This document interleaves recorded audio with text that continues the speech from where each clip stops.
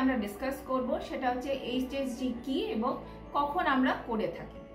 Generally একটা কাপল যদি 1 বছর ধরে আনপ্রোটেক্টেড ইন্টারকোর্স করা সত্ত্বেও কনসিভ করছে না, তখন আমরা কিছু রুটিন ব্লাড টেস্ট করে থাকি এবং পাশাপাশি ইউএসজি এবং এইচএসজি সাজেস্ট করি।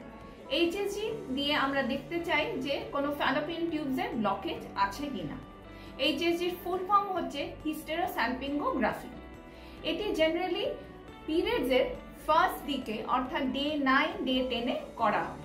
ইন প্রেজেন্স অফ রেডিওলজিস্ট আর গাইনোকোলজিস্ট একটি ক্যানুলা আমরা ভ্যাজাইনালি রেখে ডাই পুশ করি এবং একটা এক্সরে ইমেজ নিয়ে থাকি। ডাই যদি ব্লকেজ যদি থাকে তাহলে ডাইটি ব্লকেজের বিয়ন্ডে যেতে পারে না এবং আমরা কনক্লুড করি যে টিউবসে কোনো ব্লকেজ আছে। এই এইচএসজির একটা ভালো দিক হচ্ছে এটি ইনফার্টিলিটির ট্রিটমেন্ট হিসেবেও কাজ করে থাকে।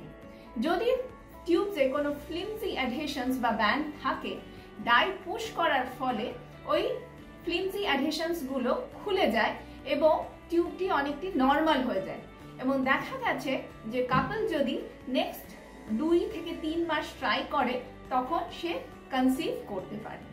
আশা করি ভিডিওটি আপনাদের ভালো লেগেছে।